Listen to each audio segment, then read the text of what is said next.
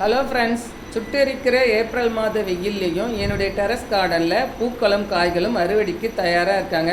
இன்றைக்கி அறுவடை வீடியோ தான் பார்க்க போகிறோம். மிஸ் பண்ணாமல் பாருங்கள் ஃப்ரெண்ட்ஸ். என்னுடைய டெரஸ் கார்டனில் எல்லா செடிகளும் டைரக்ட் சன்லைட்டில் தான் வச்சுருக்கேன். என்னுடைய மாடியில் எங்கேயுமே நிழல் கிடையாது, ஷேடட் நெட்டும் போடலை. இந்த கொளுத்துற வெயில்லையும் என்னுடைய டெரஸ் கார்டனில் இருக்கிற செடிகள் எவ்வளோ பசுமையாக இருக்குது பாருங்கள். நிறைய பூக்கள் பூத்து கொடுத்துட்ருக்காங்க. காய்களும் எனக்கு ஓரளவுக்கு அறுவடை கொடுத்துட்ருக்காங்க. அறுவடை வீடியோ தான் இப்போ பார்க்க போகிறோம். இந்த மிளகாய் செடியில் பாருங்கள், 12க்கு 12 சைஸ் க்ரோ பேக்கில் ஒரே ஒரு செடி வச்சேன். சரசரமாக எவ்வளோ காய்கள் காய்ச்சிருக்காங்க பாருங்கள். இந்த மிளகாய் செடியில் இவ்வளோ காய்கள் பிடிக்கிறதுக்கு தொடர்ந்து நான் மீன் அமிலமும் வேப்பெண்ணெய் கரைசலும் ஒரு நாள் விட்டு ஒரு நாள் நான் இலைகள் மேலே ஸ்ப்ரே பண்ணிக்கிட்டே இருந்தேன். எந்த பூச்சி தாக்குதலும் வராமல், இலை சுருட்டல் நோய் வராமல் அருமையாக வளர்ந்து இப்போ நிறைய காய்கள் கொடுத்துருக்காங்க. முத்தி இருக்கக்கூடிய காய்களெல்லாம் இப்போ அறுவடை செய்துக்கலாம். நம்ம வீட்டுக்கு தேவையான மிளகாயை 1 அல்லது 2 தொட்டியில் வச்சு வளர்த்தாலே போதும். இன்னும் நமக்கு காய்கள் கொடுத்துட்டே இருப்பாங்க. இதுக்கு பராமரிப்புன்னு பார்த்திங்கன்னா எல்லா செடிகளுக்கும் கொடுக்குற அதே உரங்களை தான் இந்த செடிகளுக்கும் கொடுத்தேன். இப்போது முத்தின காய்களை மட்டும் நம்ம அறுவடை பண்ணிக்கலாம்.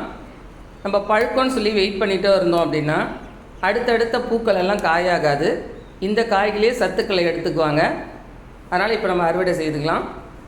மிளகாய் செடியில் அதிகமான தாக்கத்தில் ஏற்படுத்தக்கூடியது இலைச்சுருட்டல் நோய். சாம்பல் இருந்ததுன்னா இலைகள் மேலேயும் மண்ணிலும் தூவி விட்டால் இந்த இலைச்சுருட்டலை கட்டுப்படுத்தலாம். சாம்பல் இல்லாதவங்க இயற்கையான முறையில் பூச்சி விரட்டிகளை ரெடி பண்ணி ஒரு நாள் விட்டு ஒரு நாள் ஸ்ப்ரே பண்ணிக்கிட்டே இருக்கணும்.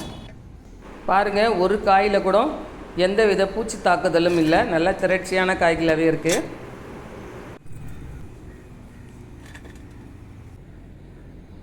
அடுத்து சிவப்பு வெண்டையில் நிறைய காய்கள் காய்ச்சிருக்காங்க. அதை அறுவடை செய்துக்கலாம். தைப்பட்டத்திற்கு போட்ட வெண்டைக்காய் செடி இது. ஆரம்பத்தில் நிறைய காய்கள் கொடுத்தாங்க. இப்போ அதிகமான வெயில்றனால ஓரளவுக்கு தான் எனக்கு காய்கள் கொடுத்துட்ருக்காங்க.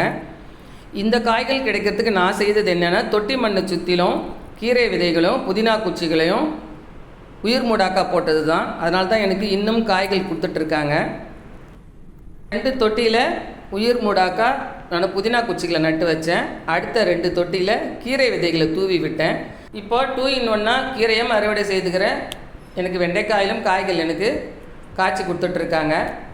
கோடை காலத்தில் இந்த மாதிரி சின்ன சின்ன டிப்ஸ் எல்லாம் நம்ம ஃபாலோ பண்ணோம் அப்படின்னா தொடர்ந்து ஏப்ரலில் மே மாதம் கூட நம்ம காய்களை அறுவடை செய்யலாம் ஃப்ரெண்ட்ஸ்.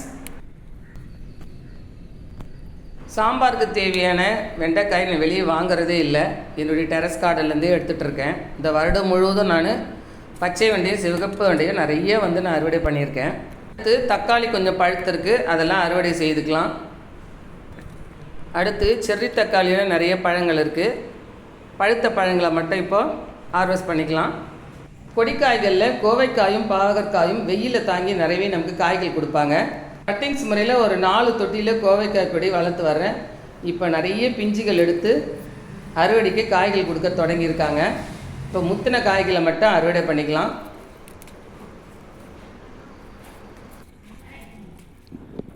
இந்த கோவைக்காய் நல்லா முத்தின பிறகு அறுவடை செய்யாமல் ஓரளவுக்கு பிஞ்சாக இருக்கும்போது நம்ம அறுவடை செய்தோம் அப்படின்னா அப்படியே டைரெக்டாகவே சாப்பிட்லாம். சமைக்கணுன்ற அவசியமே இல்லை. கசப்பு தன்மையே இல்லாமல் இருக்குது. ஏன்னா நம்ம ஆர்கானிக்காக உரங்கள் கொடுத்து வளர்க்குறோம். பிடிச்சு ஏறத்துக்கு எந்த விதமான பந்தலை நான் போடலை. பக்கத்தில் முருங்கை மரம் இருக்குது. அதில் படர்ந்து நிறையவே எனக்கு காய்கள் பாருங்கள் சரசரமாக காய்ச்சி கொடுத்துட்ருக்காங்க. ஷார்ட் வீடியோவில் கூட நான் ஷேர் பண்ணியிருக்கேன். தொடர்ந்து வீடியோ பார்க்குற நண்பர்கள் எல்லாருக்குமே இது தெரியும்.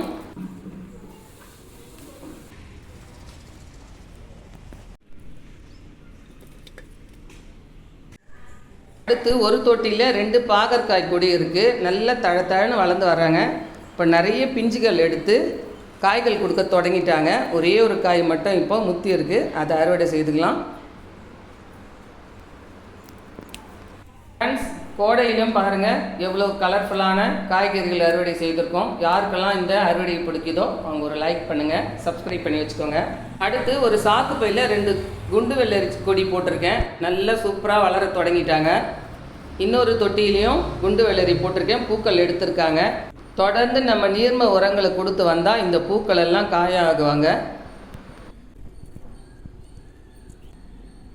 அடுத்து இந்த கோடை காலத்தில் அதிகமான அளவு கீரை விதைகளை போட்டு முடிஞ்ச வரை நம்ம கீரையை நிறைய ஹார்வெஸ்ட் பண்ணலாம்.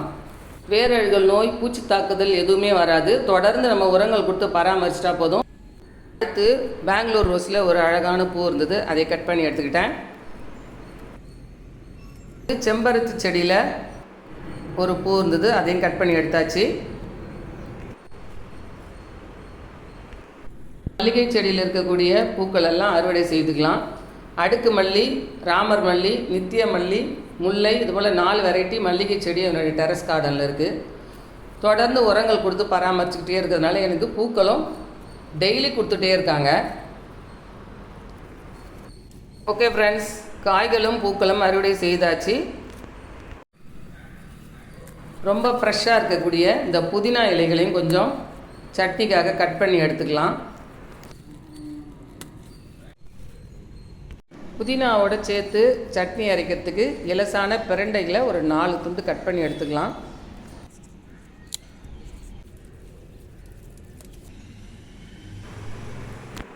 இந்த வெயிலை தாங்கி இந்த அளவுக்கு நமக்கு காய்கள் அறுவடை கொடுத்துருக்காங்க அப்படின்னா அந்த செடிகளுக்கு நம்ம இப்போ நீர்ம உரம் கொடுக்க போகிறோம். சம்மர் முழுக்க நம்ம நீர்ம உரங்களை தொடர்ந்து கொடுத்துட்டு இருந்தால் தான் நமக்கு இந்த அளவுக்கு அறுவடை கிடைக்கும்.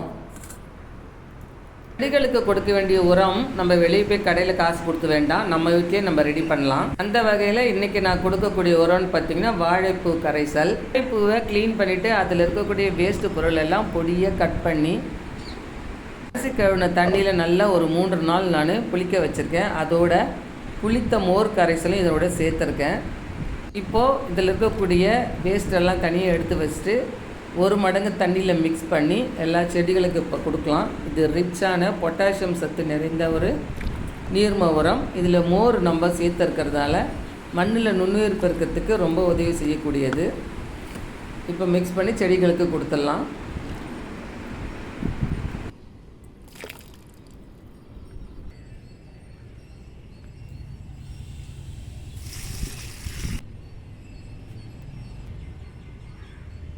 இந்த நித்திய மல்லி செடி ஒரு சீசனுக்கு நிறைய பூக்களை கொடுத்துட்டாங்க. அடுத்து ட்ரிம் பண்ணி விட்டேன். இப்போ பாருங்கள், நிறைய தழைச்சி நிறைய மொட்டுக்கள் எடுத்திருக்காங்க.